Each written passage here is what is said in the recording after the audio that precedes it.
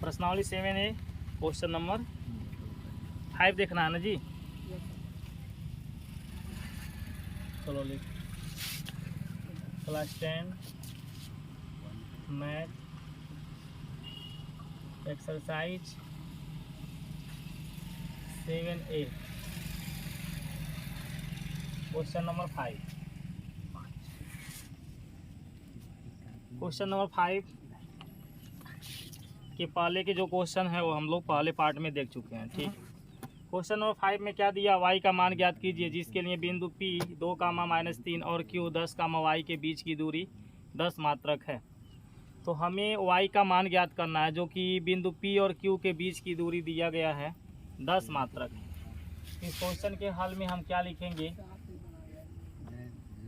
चूँकि बिंदु P कितना दिया है 2, -3 और Q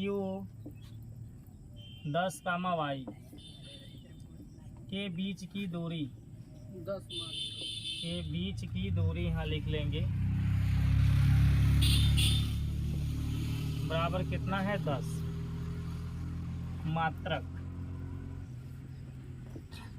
ठीक है, दूरी का मात्रक जब कोई इसका यूनिट नहीं है, कोई इकाई नहीं है, सेंटीमीटर मीटर कुछ भी नहीं है, इसलिए इसका मात्रक हम मात्रक या इकाई लिख सकते हैं। ठीक है, आगे देखो, जब दो बिंदु दिए होते हैं तो उनके बीच की दूरी ज्ञात करने का फार्मूला आप लोगों को पता है, क्या होती है x1 - x2 का whole square plus y1 - y2 का होल स्क्वायर।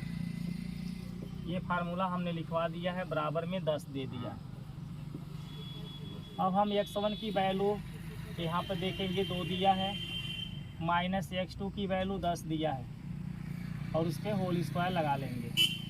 y1 की वैल्यू -3 दिया है और y2 की वैल्यू y दिया है, उस पर भी हम होल स्क्वायर लगा लेंगे। बराबर में क्या दिया है 10। ठीक है, पहले ब्रैकेट में शुरू वाले को x1 बोलते हैं और दूसरे ब्रैकेट के शुरू वाले को x2 बोलते हैं, पीछे वाले को y1 बोलते हैं और ये पीछे वाला हमारा y2 कहलाता है। चलो बताओ, 2 में से जब 10 को घटाओगे तो क्या बचेगा, -8। और यहाँ से हम माइनस चिन्ह को कॉमन निकाल दें, किस चिन्ह को कॉमन निकाल दें, माइनस चिन्ह को कॉमन निकाल दें, तो ये 3 + y का क्या हो जाएगा, 3 + y बचेगा, 3 + y का होल स्क्वायर। इन दोनों में मैंने माइनस चिन्ह को कॉमन लिया तो यहाँ पे 3 बचेगा, -y मेरा +y हो गया, बाकी का मैंने होल स्क्वायर लगाया। आगे देखो, -8 का स्क्वायर कितना लिखोगे 64 प्लस माइनस चिन्ह का स्क्वायर क्या हो जाएगा प्लस, माइनस चिन्ह का स्क्वायर क्या हो जाएगा प्लस हो जाएगा और 3 + y के होल स्क्वायर यहाँ हो जाएगा, 3 + y का क्या हो जाएगा होल स्क्वायर। ये माइनस चिन्ह देख रहे हो ना, इसका हम स्क्वायर करेंगे तो ये माइनस चिन्ह का स्क्वायर प्लस हो जाएगा, फिर 3 + y का होल स्क्वायर बराबर में क्या है 10। दोनों पक्षों का वर्ग कर लो, दोनों पक्षों का क्या कर लो वर्ग, वर्ग करने पर तो जब हम वर्ग करेंगे तो कहाड़ी खत्म हो जाएगा, 64 प्लस 3 + y का होल स्क्वायर बराबर 10 का स्क्वायर हम 100 लिखेंगे। फिर लिखोगे 64 प्लस a + b के होल स्क्वायर पे इसको तोड़ दिया जाएगा, a का मान 3 है, b का मान y है, तो 3 का स्क्वायर 9 होगा प्लस y का स्क्वायर होगा प्लस 2ab जब बनाओगे तो 6y बराबर में क्या लिखोगे 100। अब देखो, इस 100 को बराबर के इधर लेकर आएंगे तो हमारे पास 60 क्या है 64 और 9, इनको जोड़ने से कितना होगा 64 6 70 3 73, 73 + y स्क्वायर प्लस का 6y और ये 100 इधर आकर के माइनस का 100 बन जाएगा, तो बराबर में क्या बना 0। अगला स्टेप में y स्क्वायर प्लस 6y, 73 में से जब 100 को घटाएंगे तो क्या बचेगा 27 बचेगा, माइनस के 27 इक्वल क्या लिखाएगा 0। अब इस 27 का हम फैक्टर करेंगे, 9 × 3, 9 × क्या होगा 3 और इसके आगे कौन सा चिन्ह है माइनस, तो उन फैक्टर का घटाना होगा। 9 × 3 मतलब 9 में से 3 घटेगा तो कितना बचेगा 6, तो 6 के जगह हम क्या लिखेंगे बताओ, y स्क्वायर प्लस 6 की जगह हम क्या लिखेंगे 9 - 3, फिर y माइनस का 27 बराबर में 0। y स्क्वायर प्लस y से गुणा करा लो 9y माइनस वाई का 3 में गुणा करा लो, 3y माइनस का 27 बराबर 0। इन दोनों में मैं y को कॉमन ले लूँ तो y प्लस क्या बचेगा 9। इन दोनों में मैं -3 को कॉमन ले लूँ तो y प्लस क्या बचेगा 9, है ना। 27 को हम 3 गुणे 9 लिख सकते हैं। तो यहाँ भी 3 दिख रहा है, यहाँ भी 3 दिख रहा है। दोनों में मैं 3 को कॉमन ले लिया तो यहाँ y बच गया और यहाँ का 9 बच गया। ठीक है, y प्लस 9 को साथ में ले लिया जाएगा और y माइनस 3 हमारे एक साथ हो जाएंगे बराबर का 0। ये y प्लस 9 मेरा कॉमन हो गया, y माइनस 3 बचा। अब लिखोगे चूँकि y प्लस 9 बराबर है 0, इसलिए y का मान क्या निकलेगा -9। पुनः यहाँ पर लिखोगे y माइनस 3 बराबर 0, तो y का मान क्या निकलेगा 3। y के दो मान निकल रहा है, y बराबर क्या निकल रहा है 3, एक क्या निकल रहा है -9। यही तुम्हारा y का मान बनेगा। ठीक है, नोट कर लो।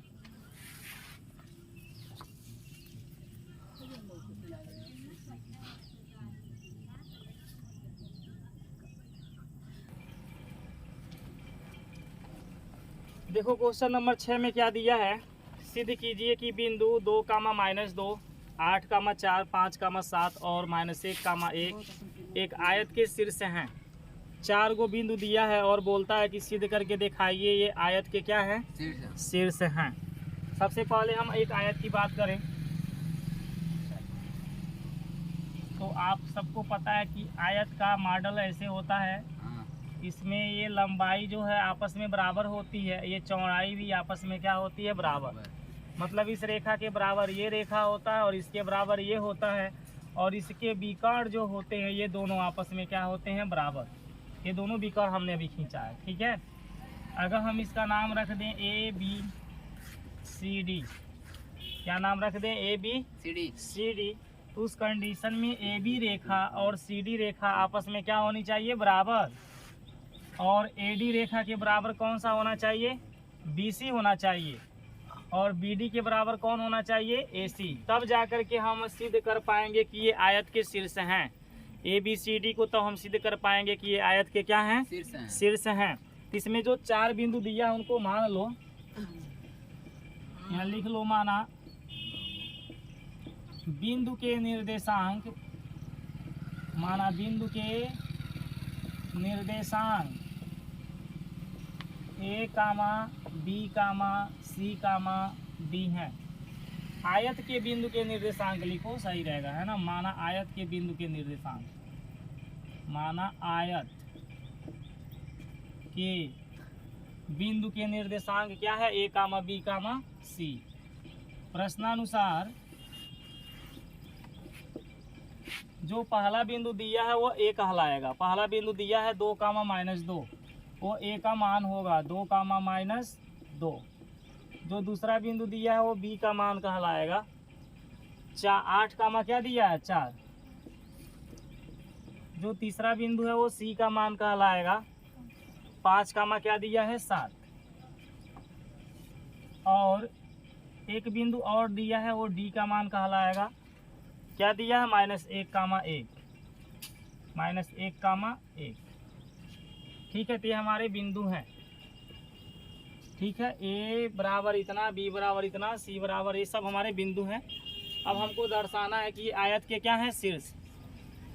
अब तुम लोग बोलो क्या करोगे भाई। अभी हमने बोला ना कि AB की लंबाई के बराबर कौन सी लंबाई होनी चाहिए, बोलो। AB के बराबर कौन होनी चाहिए, CD।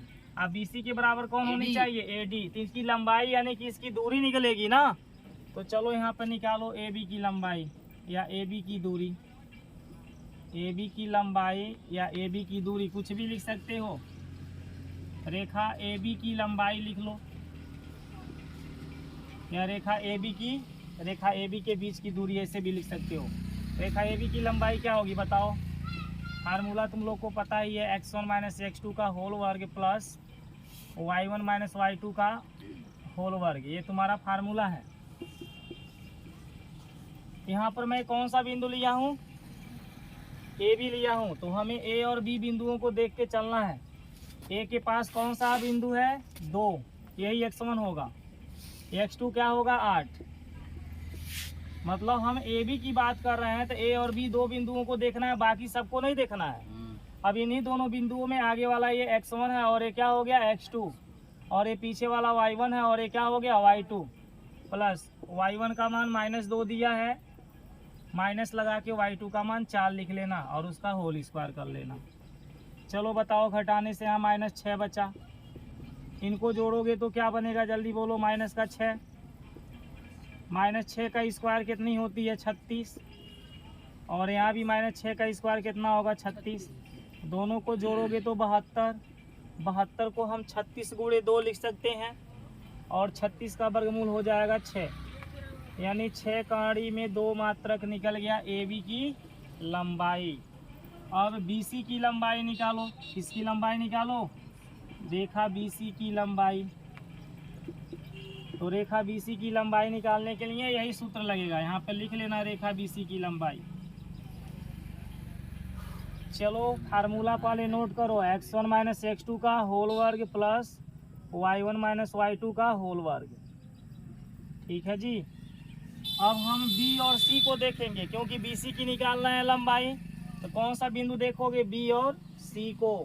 x1 का मान बोलो क्या होगा, 8 होगा, x2 का मान क्या होगा, प्लस y1 का मान 4 होगा, माइनस y2 का मान क्या होगा 7, और इसका होल स्क्वायर। इधर आ जाओ, बराबर में चलो। 8 में से जब हम 5 को घटा देंगे तो क्या बचेगा 3, प्लस 4 में से जब 7 को घटाओगे तब भी माइनस का 3 आएगा।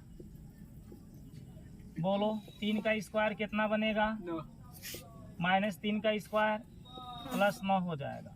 9 में 9 को ऐड किया 18, 18 को हम 9 गुणे 2 लिख सकते हैं।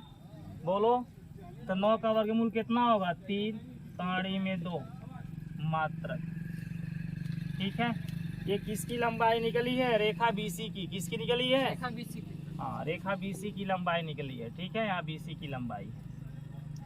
अब बीसी के बाद बोलो किसकी लंबाई निकालोगे, सीडी का। अभी ए बी निकला, बीसी निकला, फिर सीडी निकालोगे, फिर एडी निकालोगे, फिर एसी और बीडी सब निकालना पड़ेगा। ठीक है, इसमें टोटल 6 लंबाई निकालना पड़ेगा। 4 तो भुजाएं हैं और 2 विकर्ण हैं।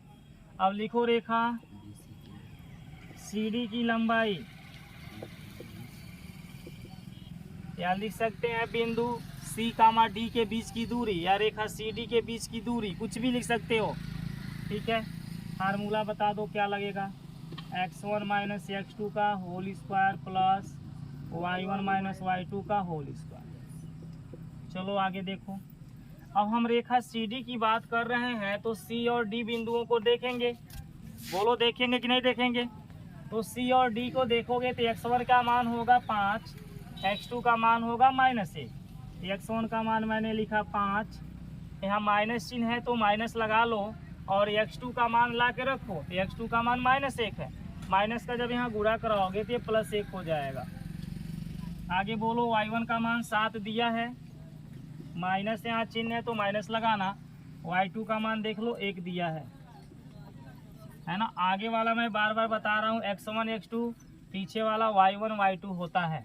अब इसको सॉल्व करके बताओ क्या होने वाला है। 5 और 1 6, 6 का स्क्वायर 36 लिख दो। 7 में से 1 घटा 6, 6 का स्क्वायर कितना होगा 36। अब हम 36 और 36 को ऐड करेंगे तो 72 हो जाएगा, और 72 को हम फिर 36 गुणे 2 लिख सकते हैं। तो 36 का वर्गमूल क्या निकलेगा, 6 कड़ी में 2 मात्रक। क्लियर होती है। तो हमने ए बी की लंबाई कितना निकाला बताओ, 6 कड़ी में 2। बी सी की लंबाई कितना निकाला, 3 कड़ी में 2। और सी डी की लंबाई कितना निकाला, 6 कड़ी में 2। अब ए डी की लंबाई निकालना है, और फिर ए सी और बी डी विकर्ण की लंबाई निकालना है। ठीक है, हमने 3 लंबाई निकाला, अभी 3 बाकी है, ये भुजा बाकी है और 2 विकर्ण बाकी है। ये जितना आया उतना ही इसकी भी लंबाई आना चाहिए, और ये विकर्ण आपस में बराबर होते हैं, इनकी लंबाई आपस में बराबर होनी चाहिए। बस सिद्ध हो जाएगा कि ये आयत के शीर्ष हैं। ठीक है, चलिए इतना को नोट करिए, फिर आगे हम मिटा के बता रहे हैं।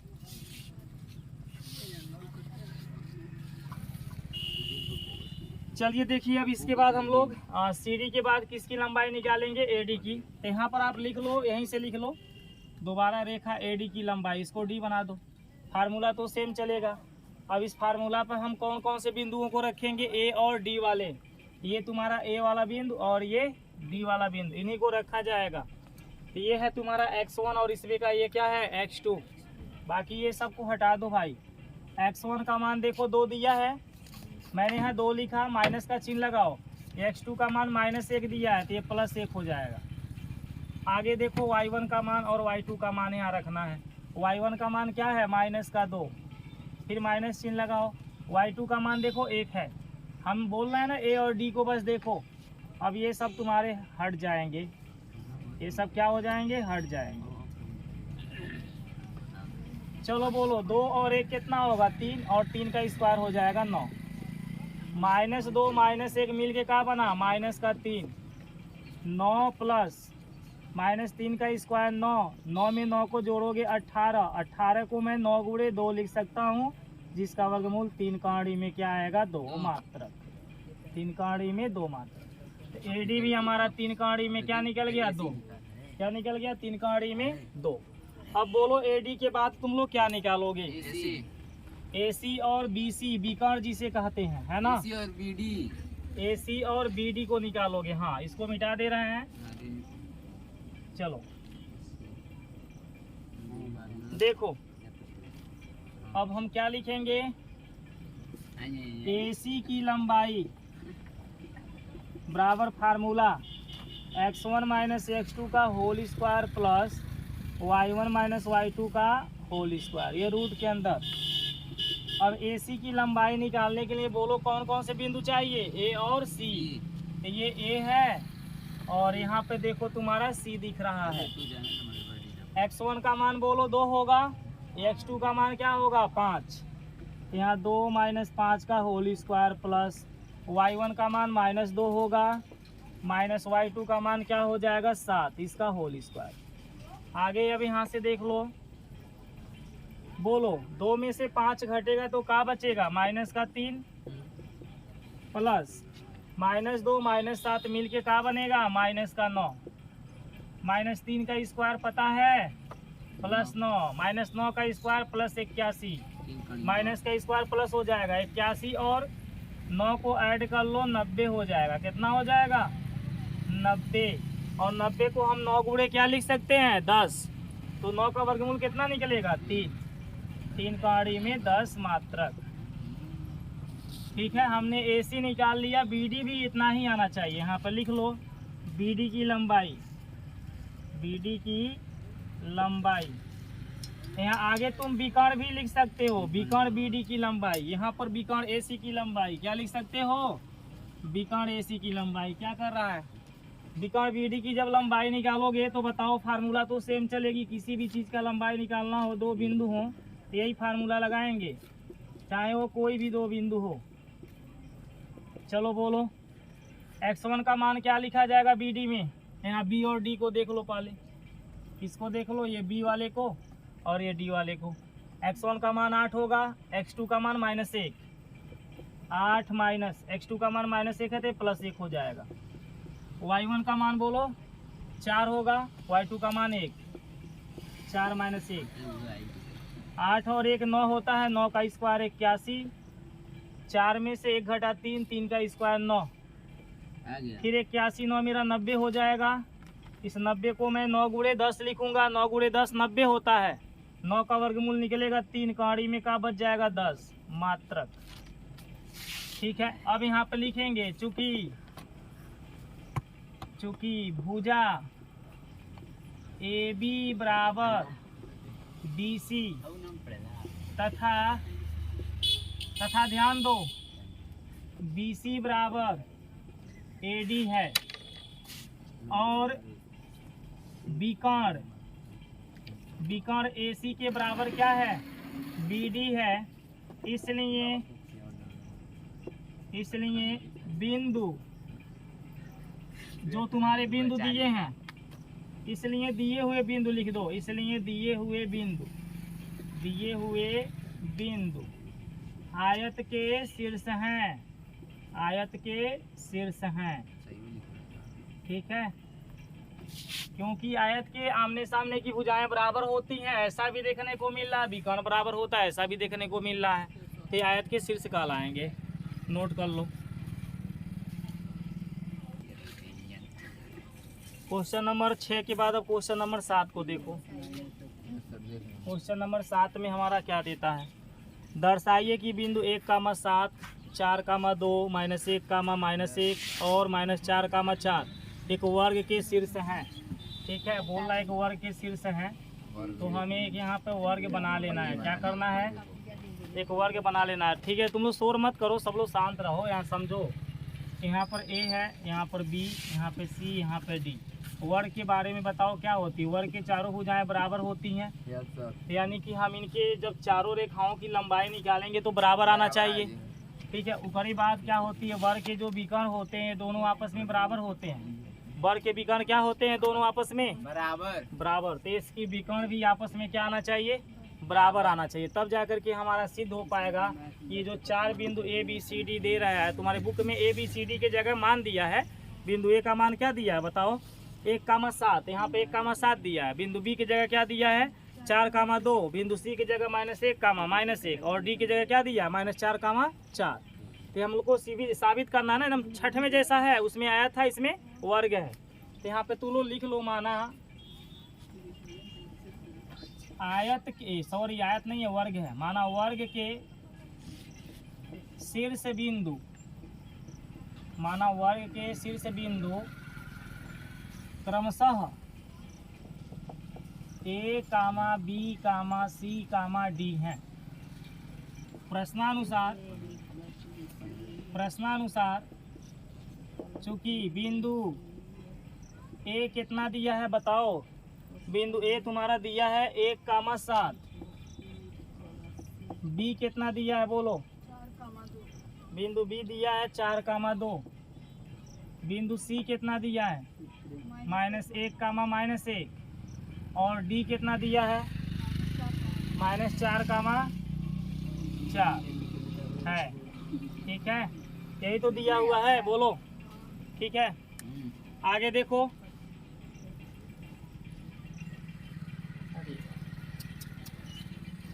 तुम लोग शोर मत करो, शांत रहो। ठीक है, देखो हमने क्या माना वर्ग के शीर्ष बिंदु क्रमशः ए बी सी और डी हैं। उसके बाद ये जो 4 बिंदु दिया हुआ है ये ए बी सी डी के मान हो जाएगा। ठीक है, अब हमको क्या साबित करना है कि ये जो रेखा ए बी है, बी सी है, सी डी है, डी ए है, इनकी लंबाइयाँ क्या होनी चाहिए, बराबर। तो चारों की लंबाई निकालो, इसलिए लिख लो रेखा ए बी की लंबाई, फार्मूला यहाँ पे नोट करोगे, x1 - x2 का होल वर्ग प्लस y1 - y2 का होल वर्ग। बोलो जी, x1 का मान क्या है, हम ए बी को देखेंगे, बस ए और बी को। जब यहाँ ए बी लिखा गया तो ए और बी को देखो। x1 का मान 1 है, x2 का मान 4 है, y1 का मान बोलो 7 है, y2 का मान 2 है। सॉल्व करो इनको, यहाँ पे माइनस का 3 बचा। ठीक है, यहाँ पे 5 बचा, -3 का स्क्वायर मालूम है, +9, 5 का स्क्वायर 25, 25 और 9 को जोड़ दिया जाए तो कितना होगा, 34। 34 का वर्गमूल नहीं निकलेगा, इसे यहीं पर रहने दो। चौकारी में 34 मात्रक लिख सकते हो। रेखा ए बी के बाद किसकी लंबाई निकालोगे, बी सी की लंबाई। रेखा बी सी की लंबाई है, छोटे बड़ी मार मारेंगे, घर है शोर न करो तो तुमको समझ नहीं आ रहा है।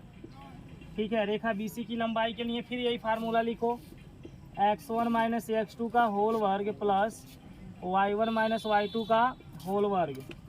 चलो यहाँ पर नोट करो, x1 का मान क्या होगा, बी सी को देख लो, बी सी को x1 का मान 4 होगा, x2 का मान -1, तो 4 माइनस x2 का मान -1 है तो प्लस हो जाएगा।